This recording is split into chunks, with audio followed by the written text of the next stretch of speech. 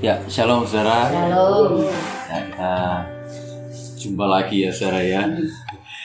Saudara, hari ini kita akan lanjutkan pembahasan kita masih tentang Abraham saudara, di Kejadian pasal 13.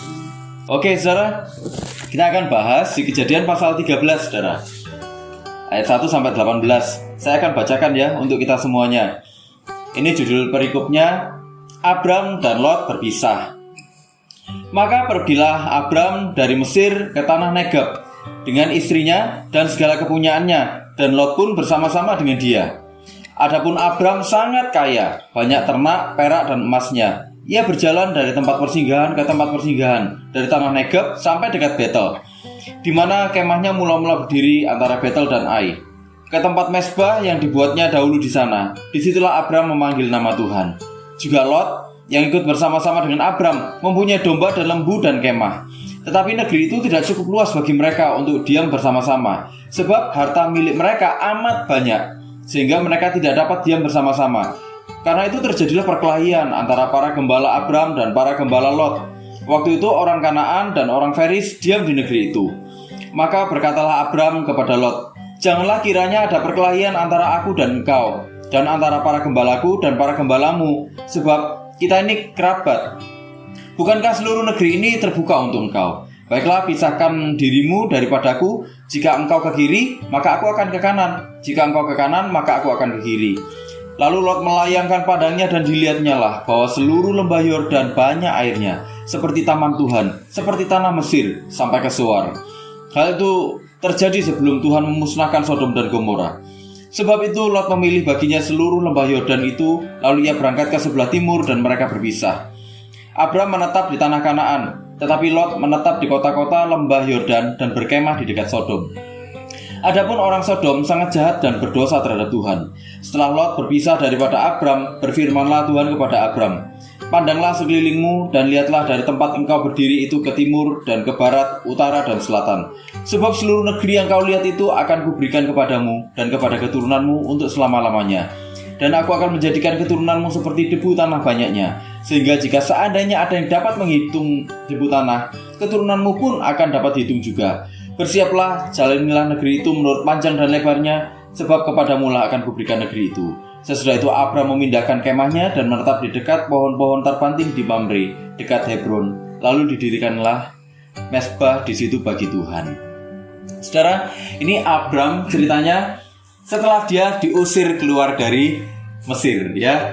Waktu itu kita bahas ya bagaimana Abram itu ngakali Fir'aun ya, waktu itu bilang kalau Sarah itu saudaranya bukan istrinya ya. Terus itu satu istana itu kena tulah semuanya, kena wabah di situ. Barulah di situ tahu bahwa ini sebenarnya istrinya Abram gitu loh. Jadi bukan cuma saudaranya tapi istrinya Abram. Diusirlah Abram keluar dari Mesir ya. Nah, Abram keluar dari Mesir, dia tambah kaya saudara.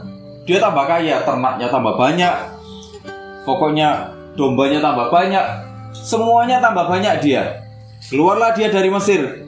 Nah, saudara, Lot pun juga ternyata tambah kaya gitu loh. Jadi ini dua-duanya ini sama-sama kayanya. Abram kaya, Lot juga kaya, sama-sama kayanya ya. Makin berkembang, mulailah negeri itu kayaknya nggak cocok, nggak cukup. Negeri itu kayaknya nggak cukup karena saking banyaknya ternak, saudara. Orang dulu kekayaannya diukur dari mana? Banyaknya ternak, banyaknya budak, kemah-kemah, ya, dan itu semua dimiliki sama Abram dan Lot ini. Makin banyak, padang rumputnya nggak cukup, sumur-sumur mata airnya nggak cukup. Itulah kenapa terus akhirnya mereka sering cekcok. Gak bisa, ini punyanya bos Abram ini. Gak bisa, ini punyanya bos Lot, bos Abram, bos Lot, bos Abram, bos Lot. Sudahlah, itu punya. Akhirnya mereka sering cekcok. Abram lihat, Abram ini kan karakternya lembut, saudara ya. Abram ini kan karakternya lembut. Mulailah dia panggil Lot. Lot, ayo sini. Lot ini keponakannya, saudara ya. Keponakannya yang sangat disayang sama Abram. Dia sangat disayang. Yuk ikut. Nah, gini loh, kita ini daripada ribut-ribut ya, kita kan masih saudara gitu ya. cobalah gini aja, enaknya gimana? Kita pisah aja, soalnya sudah terlalu banyak. Di sana gini saudara, di sana itu yang dominan menghuni di sana itu adalah penduduk dari suku Kanaan dan suku Feris. Di sini disebutkan tadi ya, suku Kanaan dan suku Feris. Mereka banyak sekali di sana yang dominan mendiami di sana. Nah, otomatis Abram dan Lot yang waktu itu dianggap sebagai pendatang, dia nggak bisa berpindah-pindah atau ngambil daerah seenaknya. Disitulah terus akhirnya, udah gini aja kita pisah aja. Kamu kemana, aku kemana. Kalau kamu kesana, aku ya kesini. Saudara, Lot ini nggak punya rasa hormat sama Abram. Kalau dia punya rasa hormat, saudara, oh enggak, om duluan aja, ya kan? Abram tuh kurang sayang apa sama Lot, saudara? Ya kan? Diajak dia pergi. Kurang sayang apa? Abram ini nggak punya anak. Mungkin Lot ini dianggapnya kayak anaknya sendiri, saudara. Tapi Lot itu nggak menunjukkan perasaan yang sama dengan Abram. Itulah kenapa waktu dibilang kamu pilih, dia langsung lihat saudara. Dia nggak bilang om dulu yang pilih. Wah, ini nggak ada unggah-unggahnya ini Lot ini. Nanti saudara kalau kita sudah sampai ke pembahasan tentang Lot, kita akan lihat bagaimana karakternya si Lot ini saudara. Nah saudara, dia lihat, wah, dilihat sekelilingnya. Wah, di lembah Yordan ini luar biasa ya. Luar biasa, bahkan disebut seperti Taman Eden, saudara. Bagus, saking bagusnya sampai dibilang seperti Taman Eden. Saking suburnya seperti Taman Eden. Nah, tapi tempat ini sebenarnya terkenal. Ini Sodom dan Gomora, dekatnya Sodom dan Gomora. Tempat ini terkenal apa? Kebejatannya. Kalau tempat ini terkenal, artinya apa? Sebenarnya bahkan Lot pun sudah tahu tempat itu tempat macam apa, saudara. Iya kan? Lot sebenarnya sudah tahu tempat itu tempat macam apa. Tapi dia melihat, karena keserakahannya dia lihat, wah tempat itu bagus, kayaknya lebih cocok ini kalau buat aku. Wes, kalau ini Om Abram ini, wes terserah dia mau kemana gitu loh. Ya, dipilihlah dia ke sana. Aku mau ke sana, Om. Gitu. Aku mau ke sana. Pergilah dia ke sana. Saya berpikir gini, mungkin Abram ini ada sedikit kecewa dengan Lot mungkin. Ya, mungkin ada sedikit kecewa. Dia ini sudah tak anggap, ya, sudah tak anggap anak. Aku bersikap baik sama dia, memperlakukan dia dengan baik, tapi kok ternyata dia seperti ini. Ya sudah, terserahlah. Pokoknya yang penting kita sudah pisah. Saudara, kalau saudara ini ya tahu, Sodom dan Gomora pada akhirnya kena ini ya, dimusnahkan ya. Saudara, kemungkinan dari sumber-sumber yang saya baca, kemungkinan lokasinya Sodom dan Gomora itu ada di Laut Mati sekarang. Di bawahnya Laut Mati. Itu saking banyaknya garam, saudara. Waktu itu, saking banyaknya garam. Ya, saking banyaknya garam sampai nggak bisa ditanami apa-apa. Nah, kemungkinan Sodom dan Gomora itu setelah dimusnahkan Tuhan ya ada di bawah Laut Mati. Gitu ya. Nah, nanti kita bahas, saudara. Nah, saudara, saya ingin kita merenungkan yang pertama gini, saudara. Saudara, Abram bawa Lot. Padahal waktu itu Tuhan bilang apa? Pergi dari semua sanak saudaramu. Tapi Abram ada nggak relanya, bener nggak? Ada nggak relanya? Itulah kenapa Lot diajak. Loh, Tuhan dia kan mungkin dia nego-nego. Dia ini tak anggap anakku sendiri. Aku baik ya sama Lot. Lot kayaknya ya sayang sama aku. Nggak tahu kalau dia nyusahin di kemudian hari, saudara. Bagaimana Abram harus berjuang, ya kan, demi Lot ini. Akhirnya diajaklah Abram lancang dengan perintah Tuhan. Abram ini masih gandoli, ya. Abram belum memutuskan semua ikatan yang sama Tuhan disuruh untuk memutuskan. Itulah kenapa, saudara, dalam perjalanan imannya Abram, dalam perjalanan panggilannya Abram, Tuhan itu pakai semua situasi, pakai semua sumber daya untuk apa? Untuk membuat maksudnya berhasil. Abram harus diputus dulu dari semua kehidupan masa lalunya. Kehidupan masa lalunya yang keluarganya penyembah berhala. Kehidupan masa lalunya yang keluarganya itu bukan orang yang takut akan Tuhan, gitu ya. Nah, itu diputus semua. itu semua nggak sesuai dengan kehendak Tuhan. Itulah kenapa ada situasi-situasi diizinkan sama Tuhan terjadi supaya apa? Maksudnya Tuhan itu terjadi. Ya, saudara, Tuhan kalau punya rencana pasti berhasil. Ya, Tuhan tuh kalau punya rencana pasti berhasil. Ini bedanya Tuhan dengan manusia. Tuhan kalau berencana pasti berhasil. Tuhan kalau berencana itu sudah melihat semuanya itu dalam sebuah keseluruhan. Tuhan sudah melihat gambaran besarnya. Bahkan Tuhan sudah memastikan bahwa rencananya itu pasti berhasil di masa yang akan datang. Bedanya kalau manusia yang berencana, kita membuat rencana itu apa? Semuanya itu berdasarkan apa? Perkiraan-perkiraan. Kalau gini kira-kira berhasil nggak ya? Kalau gini kira-kira berhasil nggak ya? Itulah kenapa manusia selalu punya plan A, plan B, plan C. Ya kan? Sampai plan D. Kayak tadi ya, Jiwa cerita, wah kalau nggak gini, kalau ini nggak diterima misalnya, ya wis, coba ke yang lain aja gitu ya. Itu manusia, plan A, plan B, plan C. Kalau Tuhan rencananya cuma satu dan itu pasti berhasil. Kenapa? Karena Tuhan itu sudah melihat semuanya dalam kemahatauannya. Manusia tidak melihat semuanya, ya. Nah, tapi repotnya manusia itu dia sudah tahu kalau dia nggak maha tahu, ya. Dia sudah tahu, dia sudah menyadari kalau dia nggak maha tahu. Tapi dia ini, nah itu, komentar, kemeru, ya kan? Itulah kenapa manusia itu sering memodifikasi rencananya Tuhan, ya. Sering memodifikasi rencananya Tuhan. Manusia itu sebenarnya apa sih saudara? Ingin menentukan nasibnya sendiri. Itu tadi benar, keminter manusia itu, ya kan? Dia itu sudah nggak maha tahu, tapi ingin menentukan nasibnya sendiri. Kenapa? Karena dia merasa kalau Tuhan ini kan, wah kalau kita bergantung sama Tuhan, ya kalau Tuhan jawab, ya kalau Tuhan nanti rencananya kayak gini, manusia akhirnya apa? Cari aman sendiri. Manusia itu memang gini saudara. Kalau kita lihat ya, manusia diciptakan di Taman Eden, semuanya itu serba settle. Ya, semuanya serba settle. Memang manusia nggak maha tahu, tapi semuanya itu serba settle, serba aman di sana, semua serba terkendali, stabil di Taman Eden itu. Kenapa? Tugasnya mereka tuh melakukan segala sesuatu yang sudah diatur sama Tuhan dan mereka tahu bagaimana Tuhan mengatur segala sesuatu waktu itu. Begitu manusia jatuh dalam dosa, manusia benar-benar berjuang, ya kan? Manusia benar-benar berjuang. Mereka nggak ketemu Tuhan muka dengan muka seperti waktu mereka ketemu di Taman Eden, ya kan? Nah itulah kenapa manusia merasa nggak pasti. Masa depan itu semuanya nggak pasti. Padahal kalau kita mau memasrahkan hidup kita sama Tuhan, segala sesuatunya pasti. Memang kelihatannya nggak pasti, tapi dalam Tuhan semua itu pasti. Saudara, Abram dipanggil untuk apa? Untuk beriman. Beriman berarti apa? Menyerahkan segala sesuatunya kepada Tuhan. Puncak dari iman itu penyerahan kepada Tuhan. Dia nggak bertanya-tanya lagi, Tuhan kenapa? Dia nggak bertanya-tanya lagi, Tuhan ini bagaimana? Dia nggak bertanya-tanya lagi seperti itu. Iman yang sudah sampai kepada puncaknya, dia selalu bilang gini, apapun yang terjadi Tuhan sudah mempersiapkan yang terbaik. Apapun yang terjadi Tuhan melakukan rencananya.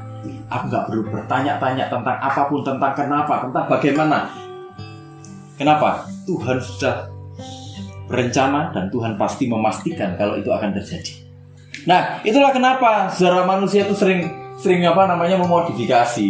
Makanya tadi dibilang manusia itu kemeru, keminter, iya gitu. Gitu. Makanya dimodifikasi terus. Kita sudah ada dalam panggilannya gitu ya. Wah, iya nek nanti Tuhan itu melakukan gini. Lah nek enggak, ya opo? Iya kan? Lah nek enggak ya opo? Wah, ya gini ya wes, kita di tengah-tengah rencana Tuhan, kita coba kasih modifikasi. Kita kasih modifikasi plan B. Ya, seumpama kita sudah naik sepeda motor ini saudara. Misalnya kita naik sepeda motor. Sepeda motor itu dari pabrikan kan sudah ditentukan saudara.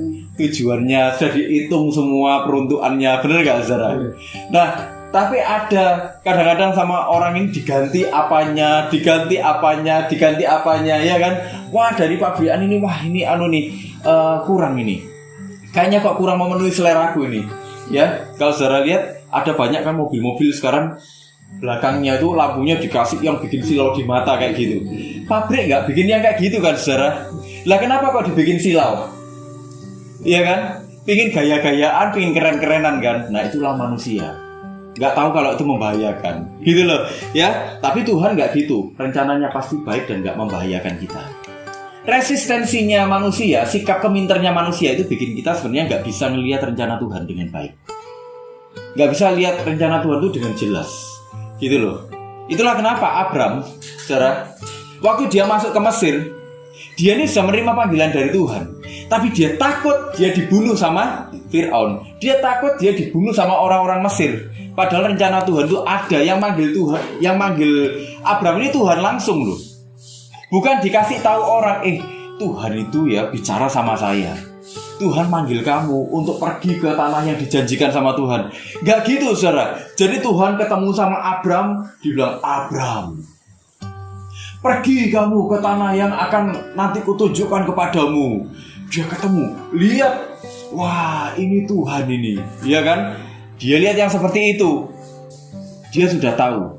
Tapi apa yang terjadi? Dia takut, makanya dimodifikasi rencananya Tuhan sama dia. Nanti kalau ditanya sama Fir'aun, bilang ya, kamu istriku, kamu saudaraku. Itu ya, bilang kamu saudaraku. Dimodifikasi.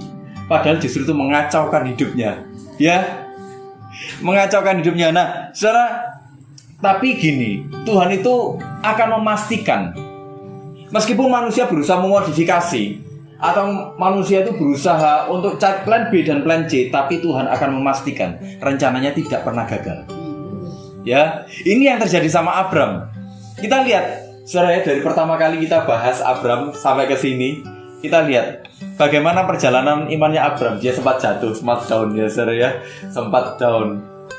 Terus dia disuruh keluar gitu ya, dia disuruh keluar dari Mesir. Dia sekarang harus menghadapi pergolakan lagi. Dia harus berpisah dengan Lot gitu ya. Tapi sebenarnya ini caranya Tuhan untuk memastikan imannya benar-benar tertuju kepada Tuhan. Gak ada lagi tempat untuk gandolan. Mungkin Abram berpikir, dengan Lot tak ajak, dengan Lot ini diajak, mungkin aku bisa berharap sama dia. Aku gak punya anak. Suatu saat kalau aku tua, mungkin aku bisa mengharapkan Lot jadi tempat bergantungku. Gitu, saudara. Tapi apa yang terjadi? Tuhan gini, enggak, tempat bergantungmu cuman sama aku. Ya, tempat bergantungmu cuman sama aku aja, bukan sama orang, bukan sama siapapun, bukan sama apapun. Sama aku aja. Itulah puncak dari iman. Engkau menyerahkan hidupmu tanpa engkau mempertanyakan apapun lagi. Memang Tuhan itu boleh kita tanya, mempertanyakan sesuatu itu boleh. Tapi kalau kita sudah sampai kepada puncak dari penyerahan kita kepada Tuhan, kita nggak akan mempertanyakan apapun lagi sama Tuhan.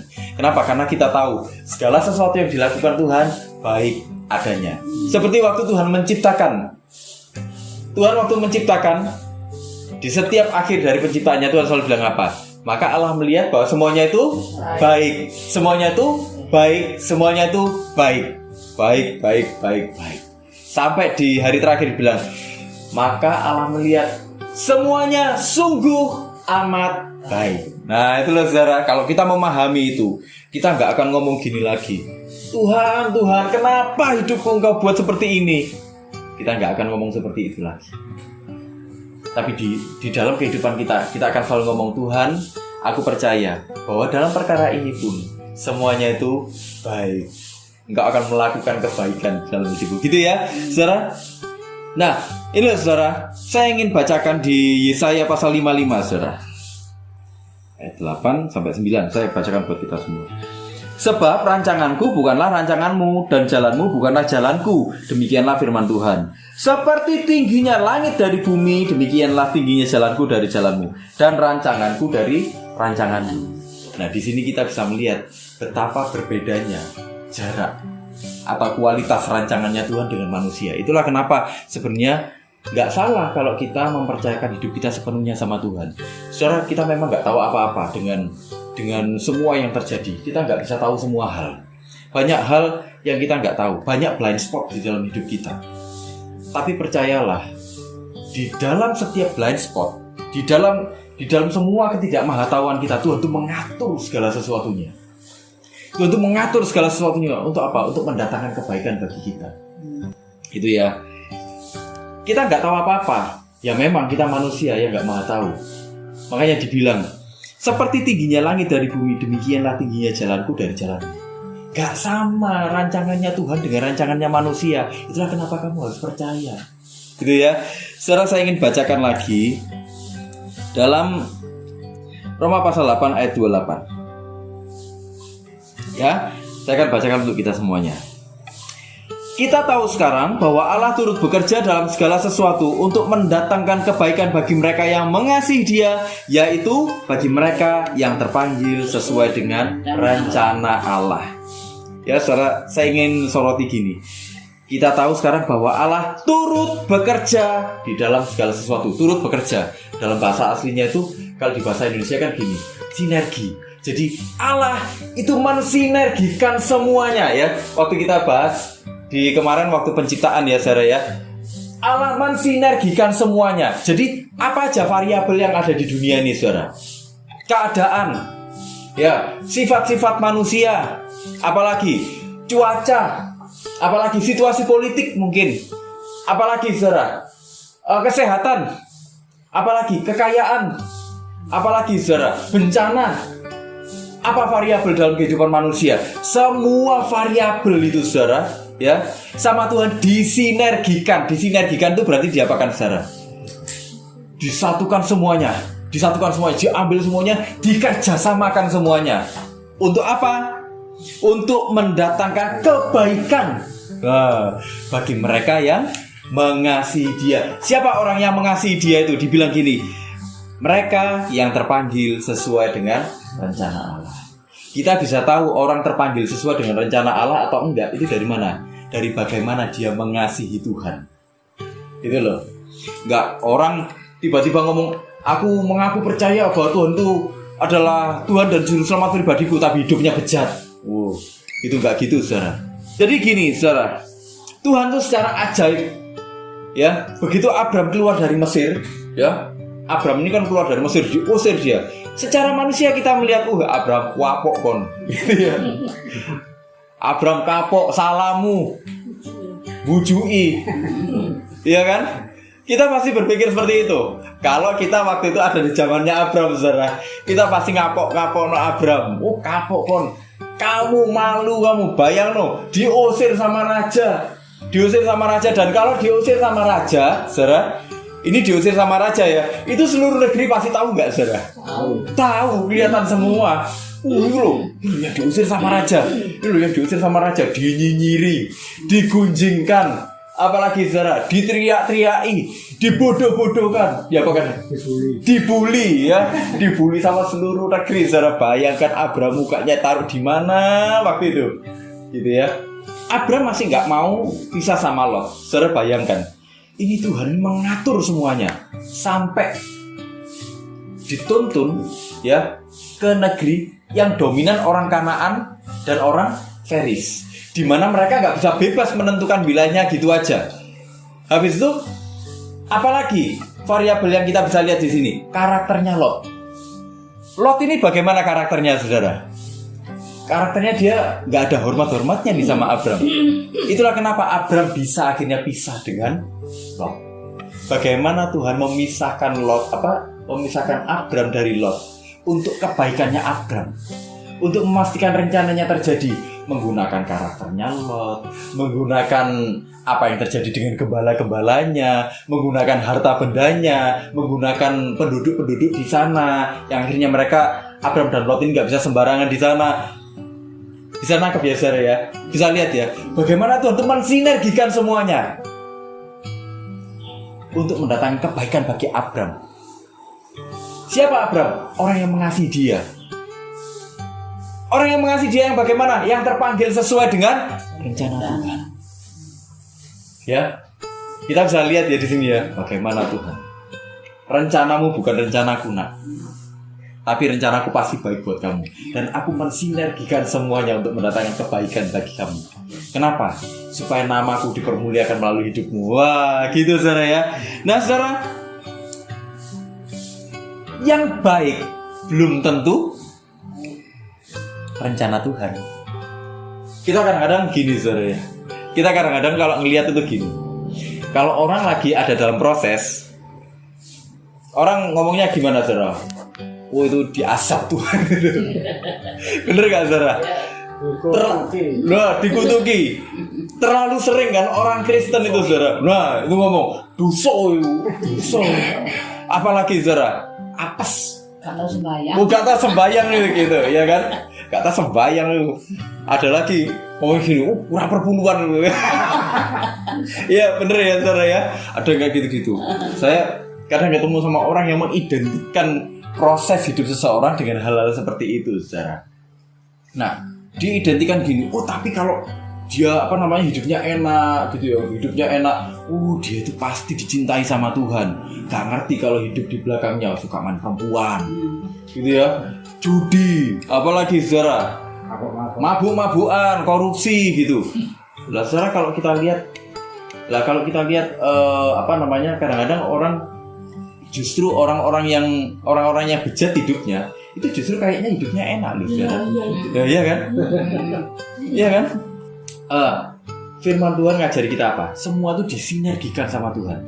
Tuhan itu gini, bukan cuman masalah kita kaya atau kita lagi berjuang atau apa. Bukan cuman masalah itu. Semua orang pasti berjuang. Selama orang ada di dunia, semua orang pasti berjuang.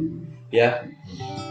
Tapi pada akhirnya, semakin kita menjalani kehidupan dengan Tuhan, kita akan semakin tahu bagaimana orang-orang yang hidupnya mengasihi Tuhan, dia tidak kehilangan keutuhan di dalam hatinya. Meskipun dia tidak kaya raya misalnya, tapi dia menikmati keutuhan, menikmati kebahagiaan di dalam hatinya, menikmati damai sejahtera di dalam hatinya. Ada nggak saudara orang yang gini?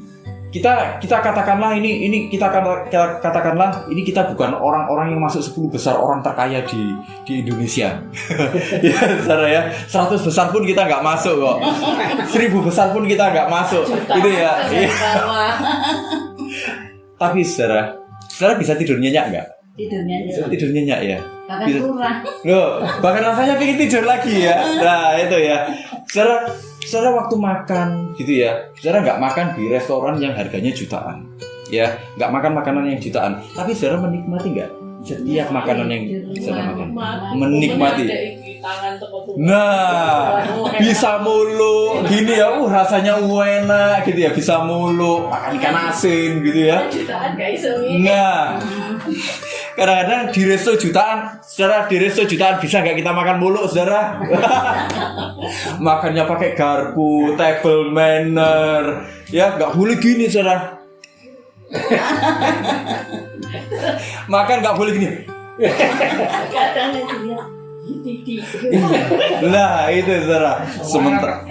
Sementara kalau kita menyet sendiri saudara, kalau kita menyet sendiri di rumah ebo nggak karu-karuan itu. Padahal cuma follow. Nah, sampai nasi los, ya los gak rewel gitu ya. Nah itu loh, Tuhan itu sebenarnya membawa kita bukan masalah kaya atau enggak, tapi Tuhan itu membawa kita menikmati kehidupan. Itu loh saudara. Ya, menikmati kehidupan. Gak duit, gak bersyukur bagaimana gitu ya. Gak punya uangnya itu yang bagaimana saudara. Kadang-kadang semua itu persoalannya itu ada di mindset sebenarnya. Gitu loh. Sebenarnya kita diberkati atau tidak diberkati, itu ukurannya kita apa? Kadang-kadang gini, kita membandingkan diri kita dengan orang lain. Loh, iku enak ya, aku cuma segini. Itulah yang membuat kita nggak menikmati hidup. Itu saudara ya. Saudara, waktu Tuhan itu lihat perempuan yang memberikan apa uangnya, ya. Tuhan lihat apa? Ketulusan hatinya. Bagaimana orang-orang kaya itu ada satu tafsiran yang gini. Orang-orang kaya itu memberikan koin-koin, saudara. Itulah kenapa kalau dimasukkan bunyi klintik sampai rame semua. Kenapa? Karena orang-orang kaya itu ingin diakui. Gitu ya. Tapi waktu wanita ini masuk, mungkin cuman bilangnya belum. Ya, kayak gini, kalau mercon itu istilahnya bungsung gitu loh saudara ya. Bungsung cuman belum gitu. Atau mungkin malah enggak ada bunyinya. Mungkin kletak gitu. Atau gitu ya. Nah, tapi Tuhan bilang apa? Dia memberikan semua yang dia punya. dari dalam hidupnya. Artinya apa? Tuhan tuh melihat gini, bukan apa yang diukurkan sama dunia, engkau harus mengukur dirimu itu dari ukurannya Tuhan. Gitu loh. Kalau engkau melihat dirimu dalam ukurannya Tuhan, engkau akan bahagia. Kalau engkau melihat dirimu dalam standarnya Tuhan, dalam ukuran-ukurannya Tuhan, engkau nggak akan terpancing dengan dunia. Dunia tuh mengukur segala sesuatunya itu dari materi, dari apa yang mereka miliki. Kenapa? Karena menurut dunia, seberapa banyak engkau memiliki materi, disitulah rasa amanmu, disitulah duniamu. Sementara kita, orang-orang percaya, itu melihat Tuhan itu sebagai seluruhnya, itu dunia kita. Gitu loh saudara. Ya, disitulah kenapa, saudara, saya sering ketemu sama orang-orang yang dia bergumul hebat dengan masalah-masalah keuangan, tapi dia tetap bisa menikmati hidupnya bahagia. Dia tetap bisa bersyukur, terima kasih Tuhan, hari ini aku bangun, aku nafas, aku masih bisa kerja lagi, Tuhan, aku masih bisa makan, makannya tak nikmati, enak Tuhan, meskipun makannya cuma sayur lodeh Tuhan. Kebahagiaannya orang Kristen itu bukan dari luar masuk ke dalam. Kebahagiaannya orang Kristen itu ada di dalam, mengalir keluar. Gitu loh. Ya, saudara. Nah, itulah kenapa, saudara, apa yang baik menurut dunia itu belum tentu rencana Tuhan. Gitu loh ya. Saudara, kita bisa lihat Lot ini. Ini enggak hormatnya Lot ini gini, lihat. Dia pilih duluan, dia pilih yang menurut dia paling bagus. Artinya apa? Dia nganggap yang sekarang ini enggak bagus. Gitu loh. Dan itu ditinggalkan sama Abraham. Ini istilahnya kalau orang Jawa mau gini, porsal nih. Kalau ini ada yang bilang gini, bucing di situ ini, memang mosol sama yang lebih tua loh, kok gitu loh ya. Nah, itulah kenapa saudara, segala sesuatu harus diuji. Segala sesuatu yang kelihatannya jalan Tuhan itu belum tentu jalan Tuhan. Kadang orang lihat gini, jalannya lempeng jalannya lempeng, bener-bener lempeng, jalannya enak. Apa yang dilihat Lot ini bener-bener jalannya enak, saudara. Ya, orang selalu ngomong gini, dibuka no jalan sama Tuhan ini, dibuka no jalan sama Tuhan ini. Makanya ujilah segala sesuatu. Jalan yang berbatulah yang justru kadang-kadang jadi jalannya Tuhan. Makanya gini, saudara, kalau kita ngelihat dari sudut pandangnya Tuhan, sudut pandangnya Tuhan itu menyeluruh. Jadi dia kalau melihat sudut pandang rencananya, sudut pandangnya Tuhan tuh menyeluruh dari awal sampai akhir. Tuhan tuh gitu. Kalau manusia nggak bisa seperti itu. Sudut pandangnya manusia itu parsial. Parsial itu jadi sebagian. Manusia cuma bisa melihat masa lalu dan hari ini yang lagi terjadi. Yang masa depan dia nggak bisa melihat. Nah, itulah kenapa manusia harus tergantung sama Tuhan. Harus menguji Tuhan, ini bener nggak dari Tuhan. Salah satu tanda atau yang bisa kita pakai untuk menguji itu apa? Damai sejahtera. Kalau kita punya hubungan yang baik dengan Tuhan, kita akan gini. Ini kok hatiku kok ini kelihatannya jalannya lempeng, tapi kok nggak damai sejahtera ya? Nah, gitu loh saudara. Kita sering ya yang kayak gitu ya. Nah, sebenarnya itu sudah warning dari Tuhan. Kondisi ya, seringkali kondisi orang selama dalam proses itu ya, orang dan macam-macam itu bisa mengecewakan kita. Ya, sama kayak Lot ini. Bayangkan dia meninggalkannya tidak baik untuk Abraham. Yang baik dimakan sendiri sama dia. Gitu loh. Tapi sebenarnya justru itu caranya Tuhan untuk mendatangkan kebaikan bagi Abraham, untuk membawa dia menjadi bapak bagi banyak bangsa, untuk membawa dia menjadi bapak orang beriman. Kalau enggak, namanya enggak bakal dicatat saudara di Alkitab, ya kan? Namanya mungkin sama aja kayak namanya orang-orang banyak gitu ya. Enggak ada sejarahnya dicatat dalam Alkitab. Bedanya orang apatis itu sebenarnya orang putus asa. Orang putus asa. Bedanya dengan Abraham tuh gini. Abraham pergi kemanapun yang Tuhan suruh tanpa dia tanya lagi. Kenapa? Karena dia percaya. Dipepet sama Tuhan, dipepet sama Tuhan, tapi dia tetap ingat janjinya Tuhan. Memang dia sama Tuhan tuh dikondisikan terus, tapi dia ingat janjinya Tuhan. Itulah kenapa dia mempercayakan hidupnya sama Tuhan. Orang apatis, ya wis sembuh, aku gak ngerti, aku embuh. Nah, itu orang apatis. Jadi dia ya wis, putus harapan. Tapi orang yang percaya, orang yang beriman sama Tuhan, dia nggak seperti itu. Dia berpikir gini, meskipun aku dipepet, tapi Tuhan sudah membawa aku kepada kebaikan. Dia percaya. Aku nggak akan tanya-tanya, kenapa Tuhan, kenapa? Enggak. Gini saudara, perjalanan iman itu sebenarnya bukan gini. Ya, perjalanan iman itu bukan gini. Perjalanan iman itu gini, turun lagi gini, naik lagi gini, turun lagi, naik lagi gini. Nah, gitu loh saudara ya. Jadi itu manusiawi. Nah, sebenarnya itulah kenapa iman kita kalau sampai gini naiknya, nah seperti grafik gini ya saudara ya. Itu normal-normal aja kok. Gitu loh. Pokoknya jangan gini terus habis gini. Nah itu terus mau naik lagi tuh kayak orang mau nggak naik gitu loh. Kita lihat di ayat yang ke-14. Saya bacain gini. Setelah Lot berpisah daripada Abram, berfirmanlah Tuhan kepada Abram, diperbarui perjanjiannya. Atau dijanjikan lagi, pandanglah sekelilingmu dan lihatlah dari tempat engkau berdiri itu ke timur dan ke barat, utara dan ke selatan. Sebab seluruh negeri yang kau lihat itu akan kuberikan kepadamu dan kepada keturunanmu untuk selama-lamanya. Dan aku akan menjadikan keturunanmu seperti debu tanah banyaknya, sehingga jika seandainya ada yang dapat menghitung debu tanah, keturunanmu pun akan dapat dihitung juga. Gila ya janjinya Tuhan sama Abram ini ya. Setelah pisah dari Lot, dah ini waktu yang tepat nih ya, kamu tak kasih harapan lagi, tak tunjukkan lagi ini loh, nanti masa depan akan seperti ini. Kamu kan nggak tahu masa depan, aku tahu masa depan. Imannya dibangun lagi sama Tuhan, ya imannya dibangun lagi sama Tuhan. Itulah kenapa dalam proses kehidupan itu berbesar hatilah, gitu ya, berbesar hatilah. Terima. Gini, Tuhan, iya memang kelihatannya ini sekarang lagi gak baik, tapi aku yakin Tuhan, Engkau sedang mendatangkan kebaikan. Ya, Engkau sedang mendatangkan kebaikan kepada Engkau gak sedang menyiksa aku kok. Tuhan akan memberikan penghiburan, memberikan kekuatan yang diperlukan selama kita menggenapi rencana Tuhan, selama kita berjalan dalam rencananya. Jadi, saudara, kalau kita capek hari ini, gak apa-apa, normal, kita masih manusia, saudara ya. Firman Tuhan tuh ya dan amin. Tuhan tuh mensinergikan semua, menyatukan semuanya supaya bekerja bersama-sama, supaya apa? Mendatangkan kebaikan bagi kita. Bagaimana kita bisa tahu itu kebaikan? Kalau kita mengasihi Tuhan, gitu loh. Saudara, ayo kita dalam proses hidup ini, ayo tetap kita jangan berpaling ke kanan, jangan berpaling ke kiri, tetap lihat Tuhan, tetap pandang Tuhan, gitu ya.